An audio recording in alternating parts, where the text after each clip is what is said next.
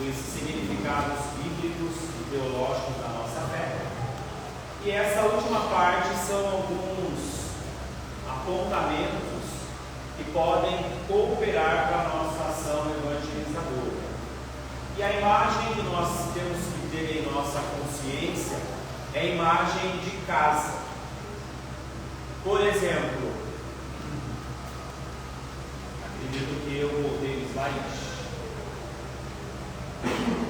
Por exemplo, algumas considerações sobre casa. A casa, enquanto espaço familiar, foi um dos lugares privilegiados para o encontro e o diálogo de Jesus e seus seguidores com diversas pessoas. Nas casas, ele curava e perdoava os pecados, partilhava a mesa com publicanos e pecadores, refletia sobre assuntos importantes como o jejum, orientava sobre o comportamento da comunidade e sobre a importância de se ouvir a palavra de Deus. Os discípulos reuniam-se comunitariamente em casas particulares, a exemplo do cenáculo, onde eles se encontravam no Pentecostes. Chama a atenção porque para algumas pessoas o cenáculo talvez fosse um local público dos judeus, no qual as pessoas se reuniam para algumas atividades religiosas específicas. Mas não. Quando se faz o estudo, chega-se à conclusão que o cenáculo tratava-se de uma casa particular, só não sabemos a quem pertencia, e as reuniões provavelmente não aconteceu apenas uma única vez, os encontros nesta casa, mas num desses encontros, nesta casa, aconteceu a manifestação do Espírito, cujo episódio concebemos no livro dos Atos dos Apóstolos como Pentecostes, o derramamento do Espírito Santo sobre a igreja, impulsionando-a para seu ministério evangelizador. Então, essa imagem em casa, ela precisa estar em nossas consciências, e todos os elementos que compõem a nossa relação em casa, ela deve ser uma extensão das nossas pequenas comunidades. Aliás, por que o documento está priorizando essa imagem e as características que advêm dessa imagem? Porque a nossa primeira experiência de saída de si mesmo, ela acontece em casa. Nos reconhecemos quem somos, percebendo as diferenças existentes entre nós e as pessoas que compõem o nosso lar. Às vezes, escapamos, fogimos esta obviedade. Casa. O primeiro processo de evangelização, quando a gente considera o contexto histórico das primeiras comunidades cristãs, tenham em mente que os judeus não aceitarão os cristãos católicos, não aceitarão os judeus convertidos ao cristianismo, e esses judeus convertidos, porque creem em Jesus Cristo, eles serão convidados a se retirar das sinagogas. Esse espaço pertence ao judaísmo, não a cristãos. Então nós tivemos uma transição interessante. O anúncio da Boa Nova realizado aos judeus. Os judeus se utilizavam dos espaços dos judeus, sinagogas, para o exercício de fé. Agora eles aderiram a Jesus Cristo, não tem mais esse espaço sagrado.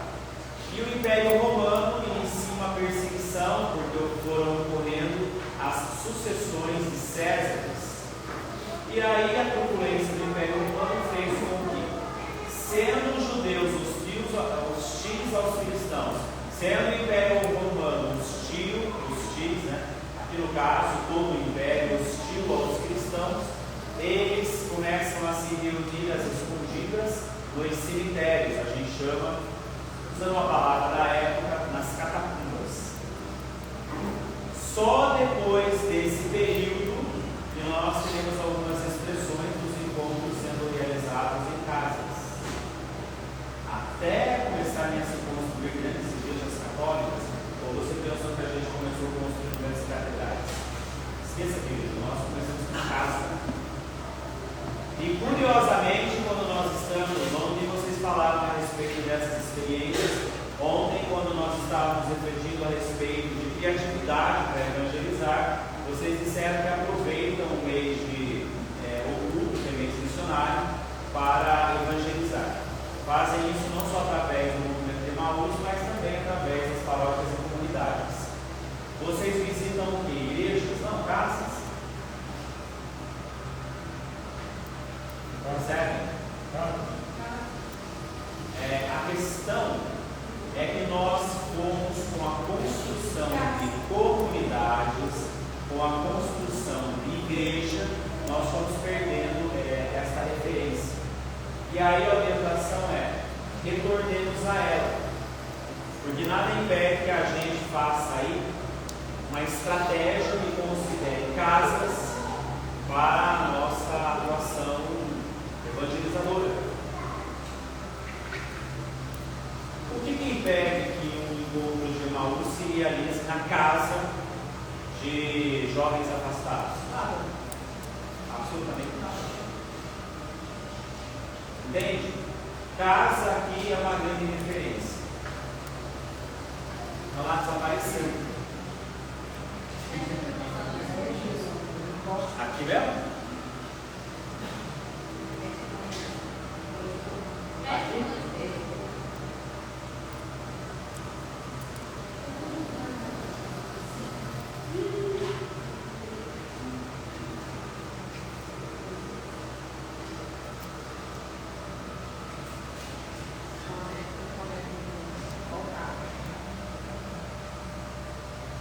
A gente sabe quem é o gordo?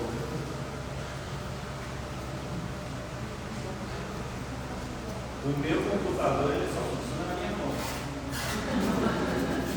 Digital.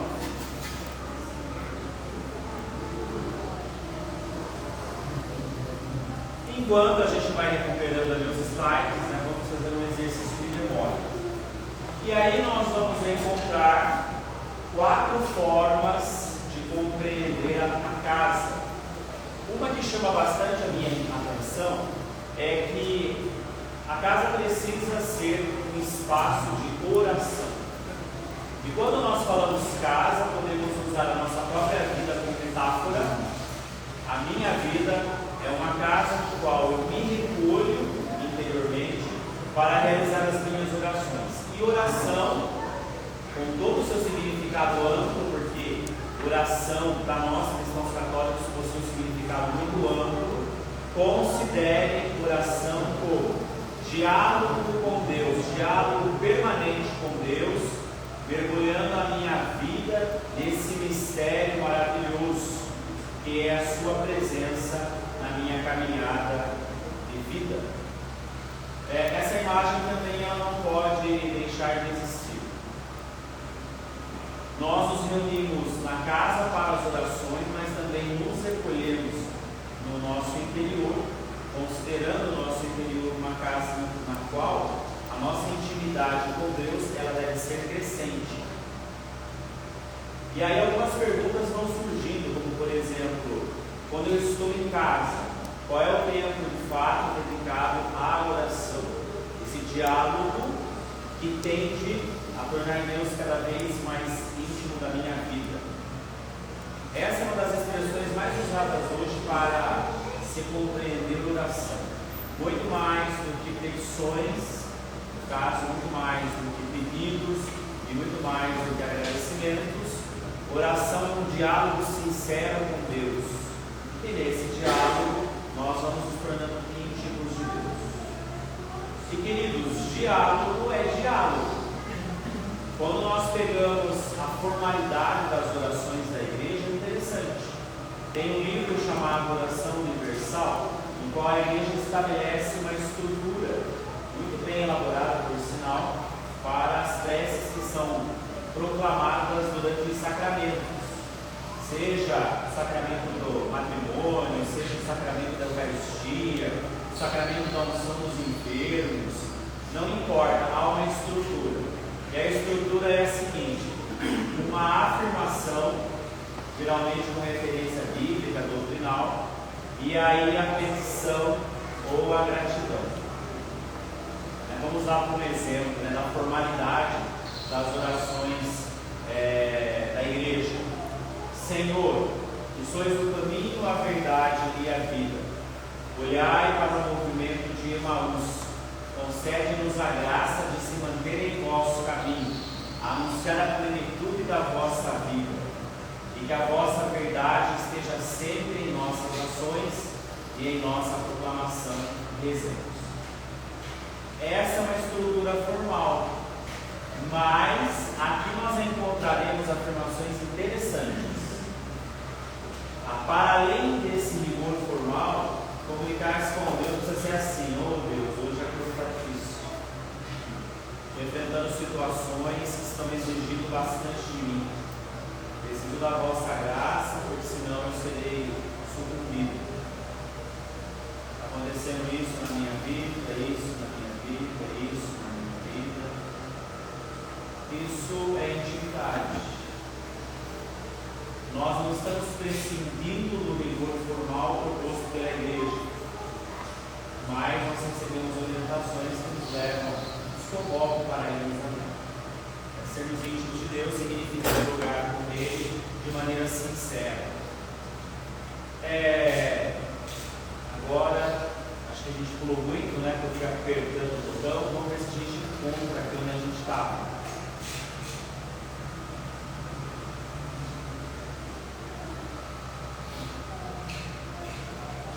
Aqui.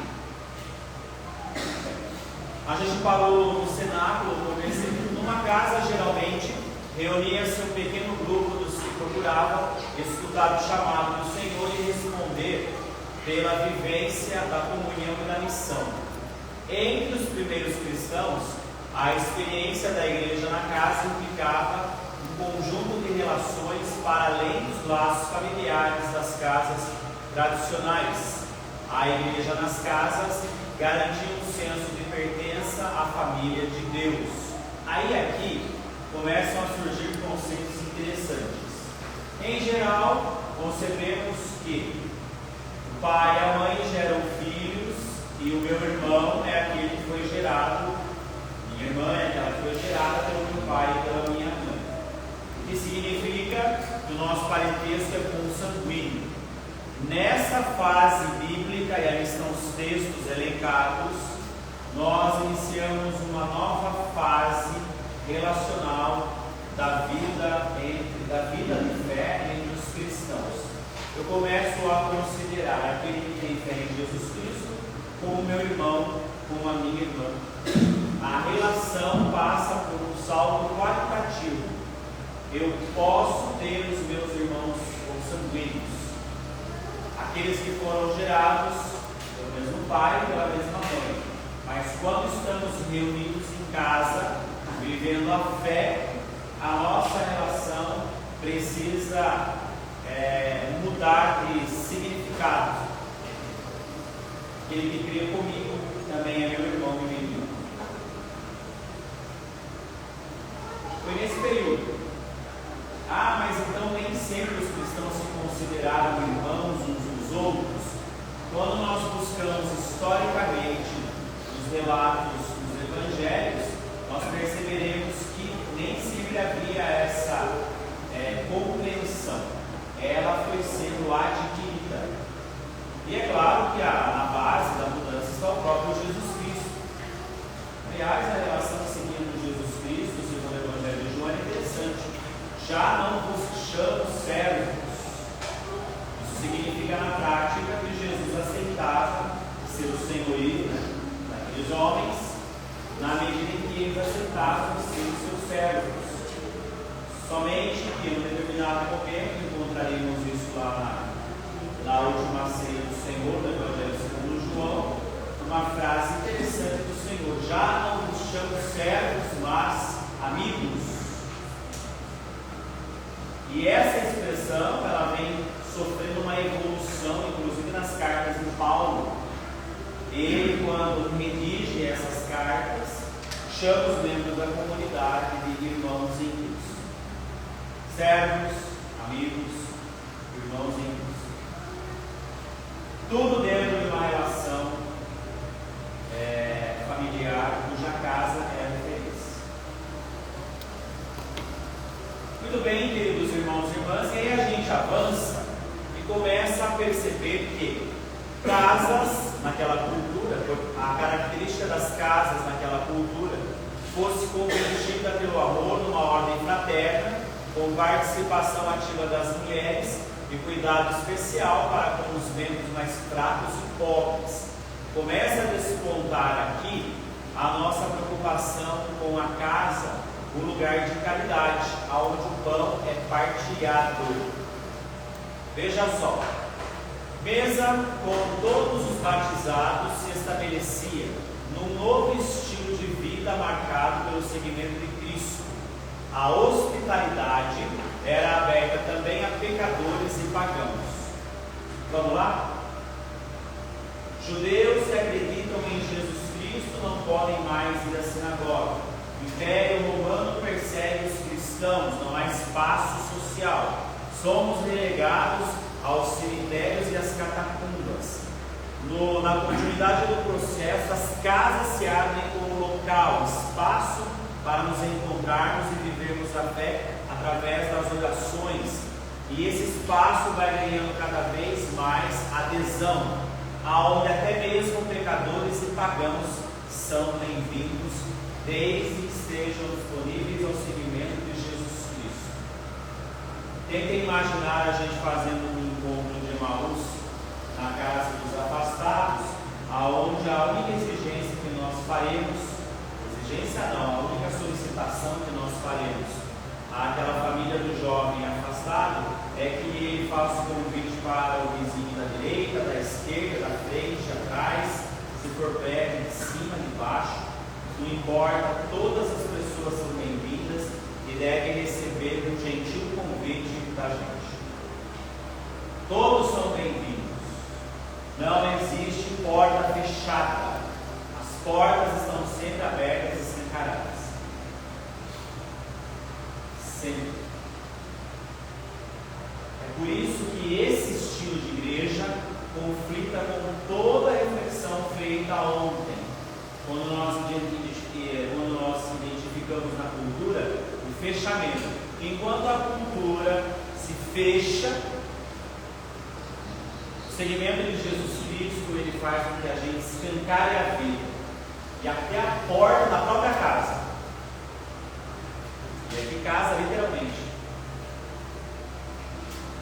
Casa mesmo. E sem aqueles pudores do mundo contemporâneo. Os pudores do mundo contemporâneo são interessantes. Eu tenho estrutura, a minha casa é muito pequena, eu vou chegar correndo no serviço, vai estar com desordem. E daí? Se a pessoa quiser pôr reparo, o pecado é dela. Você só está de acordo com a sua possibilidade, com muita verdade e honestidade, acolhendo quem quiser fazer parte dessa experiência maravilhosa de juntos, seguindo Jesus Cristo, formarmos uma família. E hoje a casa na qual formamos uma família em Cristo é essa, organizada, desorganizada, com mais tempo, menos tempo, com estrutura, sem estrutura, não interessa. Porque se a gente ficar colocando empecilhos, quando é que a nossa casa vai ser perfeita para acolher alguém? Nem para acolher parente, ela é. Em casa não joga o colchão no chão, mas se quiser um colchão no chão. Se vire aí. Não quer pagar hotel, nós vamos pagar também.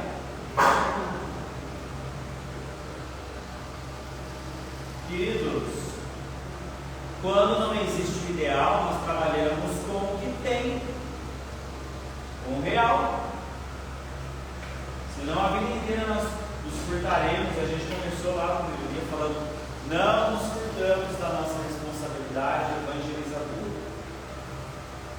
Nós avançamos e vamos perceber que a escuta da palavra nesses encontros que acontecem cuja casa é o espaço sagrado, é fundamental, né? Vocês perceberam que hoje na oração pela manhã não faltou nada. Nós tivemos uma introdução, tivemos uma fundamentação bíblica no texto bastante considerável, depois uma breve reflexão que atualiza as Escrituras e depois as preces que foram divididas de modo comunitário. A oração da manhã foi muito mais do que uma oração da manhã, pode ser um roteiro para a gente utilizar em poucos em casas. A gente só estende um pouco mais a partir da palavra. Porque tem outra coisa que nós temos que pensar assim, irmãos. A espiritualidade mariana é um aspecto. A gente se reunir nas casas para rezar o terço mariano. Hoje em dia as pessoas perguntam, mas por que o senhor fala terço mariano? Tem tanto terço? É terço São Miguel, é terço de... Aí, terço hoje em dia, tudo é jeito. Aliás, também nem terço é mais, né? Depois que houve a ampliação dos mistérios luminosos, terço virou quarto. Não é verdade? Mas enfim, é um formato. Outro formato pode ter a centralidade da palavra. Entende? Até algumas experiências lá da minha realidade, né, são assim engraçadas na perspectiva interpretativa. Se você deixar, o pessoal sempre começa pela espiritualidade mariana. Queridos, nós precisamos tomar um pouco de cuidado em relação às nossas referências. A espiritualidade mariana, ela coopera para a minha vivência de fé pessoal e comunitária. Mas nós temos tantas outras formas de expressar a nossa fé. E aqui, o governo está chamando a nossa atenção para a centralidade da palavra. Então vamos lá? A casa como espaço de oração, a casa como espaço para a reflexão da palavra. Importante. Quando nós avançamos sobre esses conceitos, está aqui. A gente vai perceber que é preciso ter sempre presente que toda a iniciação cristã é caminho de conversão. Por que o documento vai insistir na ideia de iniciação cristã? Porque nós vivemos uma dinâmica interessante na igreja. Existe aquele grupo de pessoas que ao longo do período estão na atuação evangelizadora.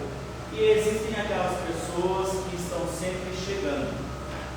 E o que se percebe é que nem sempre há paciência com aqueles que estão chegando. Não é possível que a dinâmica da igreja seja outra. Encontraremos aquele grupo que ao longo do tempo está na lida e aqueles que estão sempre chegando. Temos que exercitar a paciência, essa virtude é importante, com aqueles que sempre estão chegando. Todo ano se faz necessário fazer os encontros formativos para os novos ministros da distribuição da Sagrada Comunhão Eucarística. Daí o pessoal que é das antigas tem que dar paciência com os encontros. Mas eu já sei de tudo isso. E isso acontece com o ministro, acontece com, enfim, todos os integrantes do pastoral e movimento. Qual que deve ser então a nossa espiritualidade? De acolhimento a esses novos cooperadores, paciência, mas acima de tudo partilha. Então nós tomamos uma decisão lá que a gente julga que é uma decisão criativa. A gente pegou e começou a fazer apadrinhamentos. Que maravilha, temos um número considerável de ministros que sabem bastante por causa do longo tempo de exercício de ministério. você vai apadrinhar um. É responsabilidade tua ensiná-lo. Se você não fizer direito, a culpa é tua. Não tem mais. Lá nós não temos essa história de fazer encontrão, né? A não ser que seja retiro de espiritualidade. E aí vamos ficar todo mundo reunido. Não. Então você agora, com toda a sua didática, toda a sua fé, toda a sua capacidade de comunicação, você vai colocar essa pessoa do teu lado e ela é a sua discípula. Não é uma ideia boa? Você é. Matamos 2 coelhos com uma cajadada só. Fugimos do falso conceito de que não precisamos aprender mais. E aí a gente acaba aprendendo mais, ensinando quem ainda não sabe. Ou então refresca a memória para continuar lembrando, ensinando quem ainda não sabe. É assim, queridos, que a gente vai se comprometendo cada vez melhor e com qualidade. Qual o problema de você, irmão? Irmã? Coloque ele aqui, vamos caminhar. Olha, faz assim. Claro que no começo foi uma grande problemática. Mas o que eu gostei foi o pessoal se comprometer. Foi interessante ver os que se comprometeram. E reconhecer que é necessário, mas que nem sempre a gente sabe como fazer. Então, o que significa a palavra iniciação? Sempre novos estão sendo iniciados. Sempre novos estão sendo iniciados, não tem jeito. E eles vão chegando e são responsabilidade nossa. E já estamos na vida, na caminhada. É claro que aqui o documento fala também de iniciação cristã para os catecúmenos. São aqueles que ainda não receberam ou vão receber os sacramentos. E aí a gente entra nessa dinâmica de ensiná-los, não só com palavras, é claro, mas também com o nosso exemplo. Aí nós vamos seguir para algumas questões importantes. Temos que considerar que a casa precisa ser pilar do pão, aonde nós estamos preocupados com a Eucaristia e com a caridade aos necessitados. Nós temos que nos preocupar com esta questão porque esse pilar que a gente considera pão, segundo o documento, é a centralidade da nossa fé cristã católica. Quer ver uma pergunta interessante? Qual é a maior oração do cristão católico? A Eucaristia, a missa. Creio no que eu vou dizer. Tem gente que não tem clareza disso. E a oração insuperável da igreja, e portanto deveria ser a sua, é a missa, é a celebração eucarística. E nós encontraremos das mais variadas formas essas afirmações no Catecismo da Igreja Católica. E o que significa nós compreendermos casa como pilar do pão? A gente perceber que aquela comunidade na qual a Eucaristia é celebrada, eu preciso reconhecê-la como extensão da minha própria casa. Olha que desafio. No qual eu estou disposto a partilhar o sagrado corpo e sangue de Cristo, esse pão sagrado, para que junto com os meus irmãos eu tenha condições posteriormente de dar o passo da caridade. Se expressa dessas duas maneiras. E aí vejam que interessante, a mesa está no centro da celebração da fé cristã, e é verdade, o altar é a mesa do pão que será consagrado, do vinho que será consagrado. Esta é sempre, a Eucaristia, é sempre ato comunitário que exige presença, acolhida, cuidado e afeto pelos outros. A comunidade eclesial como casa que nutre seus filhos, sustentado pela oração. Você veja que aqui mistura-se os dois conceitos: o sagrado corpo e sangue de Cristo, esse pão sagrado, partilhado, repartido, comungado e vivenciado em comunhão com os irmãos e irmãs a nossa casa como pilar, nossas comunidades, ela se dá na sua inteireza quando nos conduz à oração sincera e íntima de súplicas e gratidão dirigidas a Deus. É tão complicado quando a gente pega um espaço como igrejas e ela é assim, se tem pouca afinidade. Uma reflexão que os cristãos de missas dominicais não fazem. Ele se senta naquele banco, vive a sua fé pessoal com Deus, mas ela está sempre lançada num mar de desconhecidos. É preciso superar isso.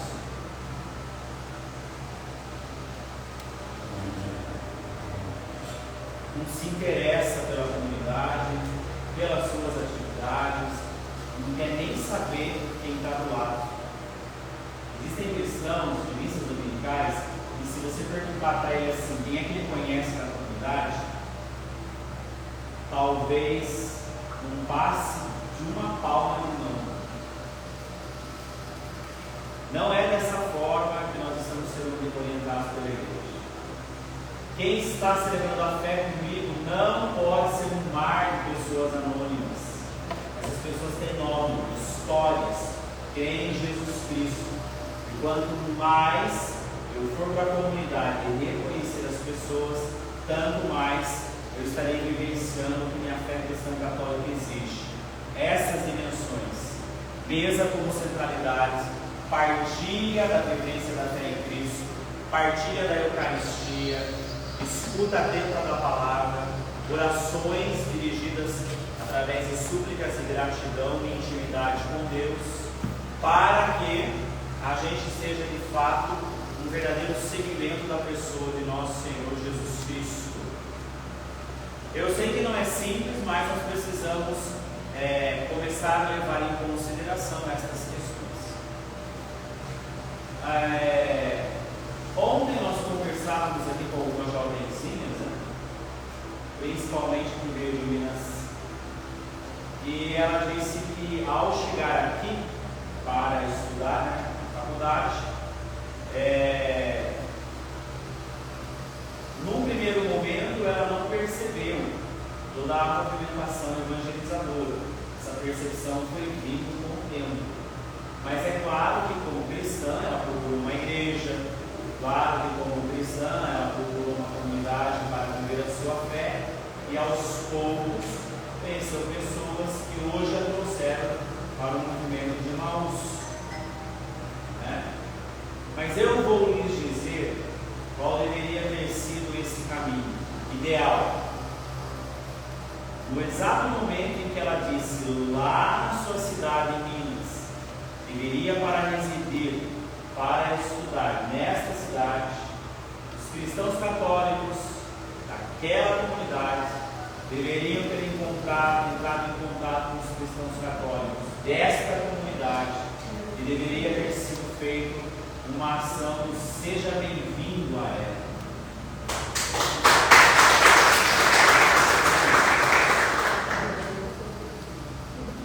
Ela chegou até nós por mera iniciativa pessoal, mas quando a gente percebe essas dimensões da fé, a gente acaba se comprometendo mais, né? E essa reflexão foi feita aqui tão espontaneamente, né? Ouvindo as meninas, elas dizendo como foi, né, a vida para cá e tudo mais. Irmãos, longe de receitas, as diretrizes apenas apontam algumas possibilidades que ajudam a gente a enxergar ali. E é desafiador, eu sei que é desafiador para todos nós, não é tão simples, mas acredito que com um pouquinho de boa vontade a gente vai ali. E aí a gente pega o próximo pilar, que eu já adiantei, é o da caridade. O da caridade eu não pretendo gastar muito tempo, porque ontem eu fiquei muito feliz. Valença tem iniciativas maravilhosas quando a questão é pensar nas necessidades do próximo. Inclusive, algumas ideias que vocês sugeriram ontem aqui, eu anotei já. estou levando para a minha realidade. São ideias excelentes, profundamente aplicáveis, inclusive de modo imediato, e ajuda muito as nossas pequenas comunidades missionárias de Emaús a nos aproximarmos mais de quem precisa. Porque a caridade, ela é um sentimento transformado em atitude. Eu posso dizer assim que eu amo, mas se falta atitude, é incompleto. Para vocês terem uma ideia, uma vez, acho que já contei essa história, mas vale a pena me lembrar. Eu estava subindo uma rua principal de Itapetininga, eram assuntos pessoais, e fui abordado por uma jovenzinha que tinha acabado de fazer o Emaús, e ela estava noiva, o casamento prestes a chegar, e não tinha muita certeza se era o homem da vida dela. E padre também peca, né? Aquela pressa, não sei o que eu falo da minha vida, não sei se ele é o homem que eu quero para mim. E eu por dentro, vai Deus, você não sabe ele sol e rachar mamona, e eu correndo, era leitor do seminário, uma pressa. E aí, o que eu faço? Veio um lampejo do Espírito Santo, e olha uns lampejos que a gente não sabe se é do Espírito Santo ou do capeta. Eu disse para ela assim: olha, hoje você vai adoecer 3 horas da manhã, você vai ligar para o seu noivo e vai dizer para ele que está passando mal e que não quer acordar os seus pais e que acha que vai morrer. E aí, ele tem 2 alternativas: ou ele pede para que você acorde os seus pais que estão ali próximos e tome uma providência para ele chegar, ou ele vai imediatamente pegar a condução que ele tiver. Eu nem sabia se ele tem condução ou não, né? Tivesse bicicleta, moto, carro, eu não sei. Se ele te ama, ele vai se levantar e vai fazer alguma coisa. Bom, eu disse isso, nem sei porquê, falei, vai em paz, dei uma bênção sobre ela e falei, vai em paz, filha, vai dar certo. Eu, sinceramente, não esperava que ela fosse fazer isso, mas ela fez. Graças a Deus ele levantou. Senão eu ia fazer um casamento.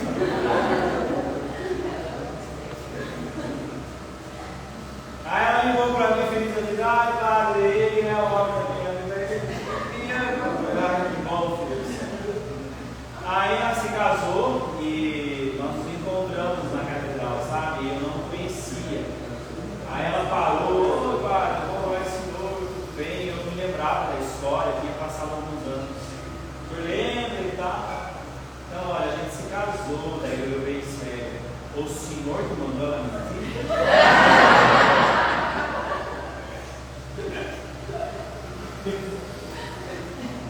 Essa experiência maluca da vida da gente, nunca mais eu faço isso. Se eu pego alguém igual o Todd, eu estou ferrado. Uma seta. A caridade, ela precisa ir além do afeto. Por isso que o apóstolo Paulo, na sua carta, a primeira carta aos Coríntios, no capítulo 13, ele vai elencando a palavra que ele se utiliza, né? A palavra caridade, muito mais do que o amor, né? A caridade, ela vai se expressando em atitudes.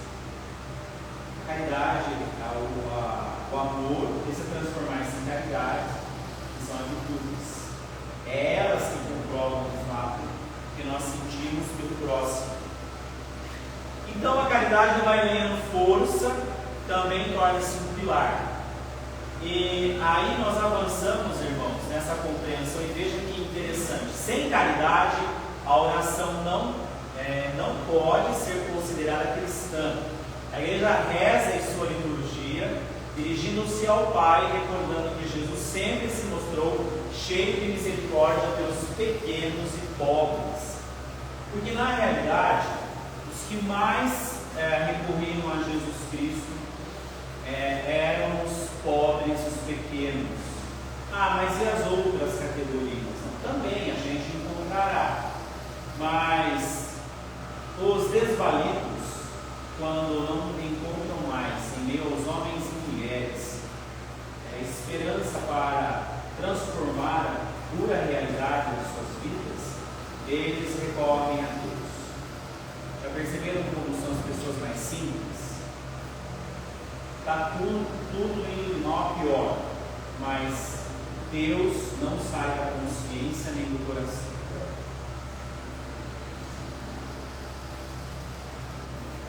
Aliás, deixa eu contar uma coisa de Bento XVI. Ele era muito preocupado com o avanço do ateísmo na Europa. Seu magistério é marcado por essa realidade, tanto quanto era por São João Paulo II. E quando ele mencionava o problema, sempre estava ali duas grandes inquietações. Primeiro, quando o bem-estar social chegou na Europa, começou o crescimento na ausência de Deus. A cultura, interessante, não? O bem-estar como uma contraposição à necessidade de Deus. Que reflexão complicada. É claro que ele é denso, nós encontraremos no magistério e até fora dele. Qual é a relação dessa aí com aquele passado? É mais fácil o camelo passar do Boa colocação. O texto bíblico, né, ele é um texto interessante, porque no começo pensava-se que camelo seria literal, né? Vocês se recordam, está lembrando do texto, no qual Jesus Cristo afirma que é mais fácil passar o camelo pelo buraco da agulha do que um rico entrar no reino dos céus. Vamos lá. Puxa, bastante. Eu vou para a exegese, daí a gente vai juntar com as angústias do Bento. Vocês sabem que aquelas grandes travessias, considerem que nós estamos na Palestina na época de Cristo, e aquelas travessias mercantis, ou seja, os grandes mercadores, eles colocavam os objetos para serem negociados em cima de animais, inclusive de camelos, que aliás são animais mais apropriados para essa realidade tão austera. É uma realidade árida, seca. E para quem não sabe, tanto camelo quanto dromedário conseguem manter água armazenada para a sua hidratação enquanto faz a travessia. Prestem atenção. As falésias são uma das características das montanhas naquela época. Então entendam que são montanhas altas, o cenário é árido, muita areia, mas existe rocha também. E aí entre um penhasco e outro, o tempo foi corroendo. E a passagem não era possível nem pelas laterais e nem por escalada, porque os animais não suportariam o peso da mercadoria e não seria possível que os mercadores carregassem. Então se fazia necessário o quê? Se fazia necessário passar por fendas minúsculas. Mas para que se passasse por essas fendas minúsculas, se fazia necessário tirar a mercadoria do lombo do animal, passar apenas com o camelo pelo buraco da agulha e deixá-lo do outro lado, e você voltava a pegar a mercadoria, e aí quem é o camelo era você, porque você colocava a mercadoria sobre as costas e atravessava do lado do outro. A metáfora de Jesus é mais ou menos assim, e é bonita. É muito mais fácil atravessar o camelo do que a chance de riqueza que estão lá atrás com as minhas mercadorias.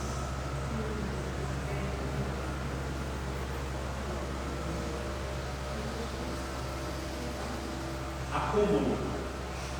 O maior problema, e Bento XVI está angustiado por causa disso, o maior problema é que os nossos acúmulos ao longo da vida vão sendo substituídos por Deus. Ou melhor, os acúmulos, Deus é substituído pelos acúmulos ao longo da história. E os acúmulos são os mais variados. Pode ser a ganância do ter cada vez mais, e quando você teve, Deus já não parece mais necessário ou perdeu o sentido. Ou o ter é simplesmente ter alcançado aquele sonho, que Deus, eu posso até ter a consciência que me ajudou, mas eu já não preciso mais dele. O bem-estar social, para aqueles que não tomam cuidado, começam a distanciar Deus ao ponto de a minha mercadoria acumulada é mais importante do que o meu Deus e a sua atuação na minha vida. Poder é uma outra. E o duro, meu irmão, é que a riqueza, com a riqueza vem o poder. Os humildes não têm o que fazer. Se não for Deus a sua riqueza, nada lhes resta. E é muito interessante isso que você está falando, de Deus esse conceito de estado de bem-estar social, porque a medida do estado cresce, as conversas de gestos de generosidade para ter isso de estado. Então você suprime essa caridade, tanto tudo que você precisa ou tal como a gente tinha passado. Porque o organismo assim, acaba com um monte de estado que faça isso. Então isso acaba tirando de nós essa certa estimulação na vida. Mas falando aqui para o meio de igreja, isso parece ser muito real, mas quando a gente vai para o mundo, isso é o tempo todo. Eu não quero que as pessoas mais mudando isso dentro, você não tem que igual isso, não dá, porque você já fala mesmo no estado de bem-estar social, na toa assim certinho. Não é fácil, porque o bem-estar social é um sonho. Nós hoje fomos uma cultura que ela é permeada por essa religiosidade. E o complicado é que assim, dá a impressão que a nossa caridade ela estimula a permanência na sua condição subalterna e dependência, ou de paternalismo. Toda, sem exceção, todas as democracias que têm política pública e seguro social são criticadas, porque é a manutenção da miséria e da pobreza. Mas talvez, vamos lá, para não esvaziar a nossa fé cristã católica, talvez a gente precise de um olhar diferenciado, o olhar daquele que vai ao encontro do irmão que precisa para estender o braço e demonstrar generosidade, não na ótica de ajudá-lo a superar a sua miséria, a sua pobreza, não, mas no exercício de se fazer irmão, no exercício de reconhecê-lo como irmão, não mantê-lo à margem, não mantê-lo à exclusão, mas aproximá-lo cada vez mais. E que essa aproximação desperte o desejo da superação, com a nossa ajuda ou sem a nossa ajuda, preferencialmente com a nossa ajuda. Às vezes se consegue, às vezes não. Agora, gente, não pensemos nessa crítica social, senão a gente não faz caridade. Seria ele o responsável pela manutenção da miséria e da pobreza? Se eu sou muito generoso constantemente, eu não se esforça. É a famosa briga entre dar o peixe e ensinar a pescar. Vamos dar o peixe quando necessário e vamos ensinar a pescar quando necessário. Pode ter também a questão do provetismo, não há tudo mais causador do seu radar, e é denunciar essas estruturas que querem cada vez denunciar e lutar contra. Essas estruturas que cada vez querem pisar na área do pobre, do Miserável. No meu horário, faltam 7 minutos. A denúncia profética dessas realidades está na missão evangelizadora da igreja. Certas realidades são gritantes, precisam de fato de uma presença nossa denúncia. A denúncia, às vezes, ela não significa apenas assim, sabe? Vamos fazer um grande levante. Não, é a aproximação, a minha aproximação, a aproximação da igreja, tentando compreender e tentando transformá-la, certo?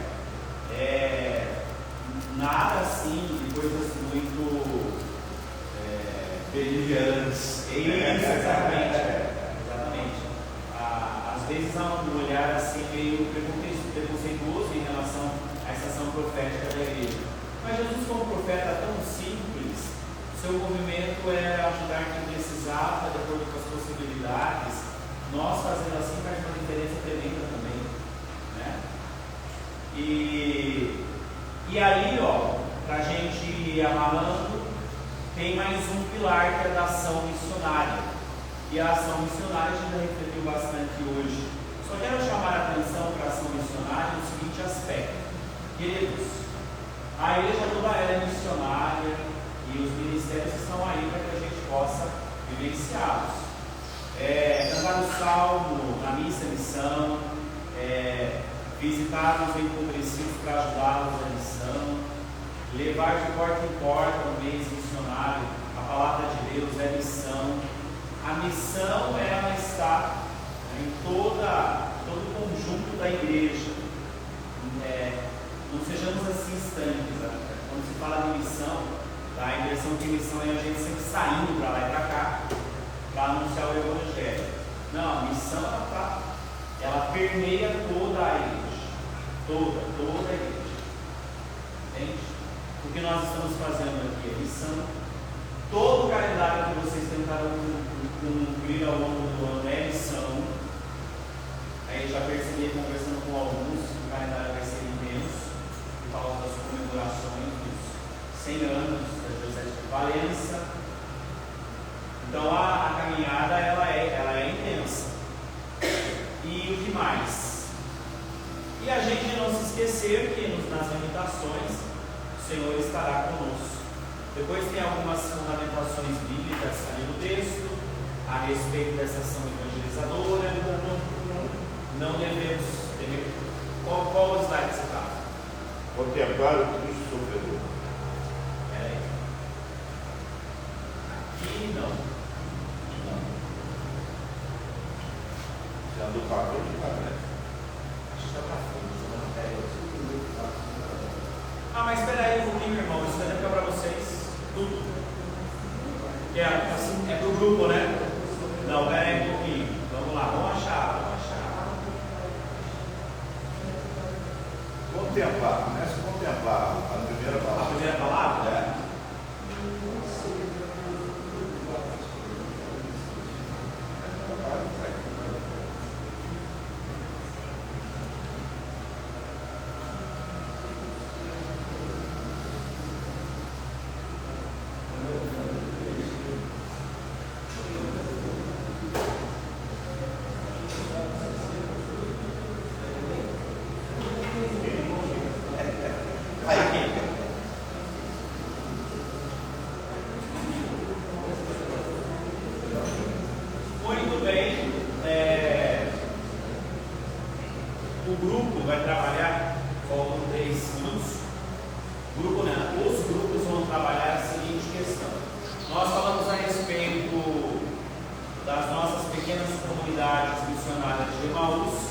Considerarem essas orientações: o pilar da oração, o pilar do pão, o pilar da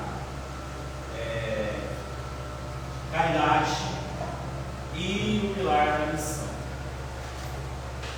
Considerando os 4 pilares, qual é o pilar mais intenso entre nós e qual é o mais frágil? Cuidado com o pilar mais frágil, tem que tomar cuidado de ruim, no sentido assim de desmorona. Mas eu não sei se vocês perceberam, nós temos um privilégio, porque quando se fala a respeito de pão, o movimento de Emaús tem toda uma relação íntima com essa realidade por causa dos discípulos de Emaús. Esse texto bonito no qual a presença do Senhor é reconhecida ao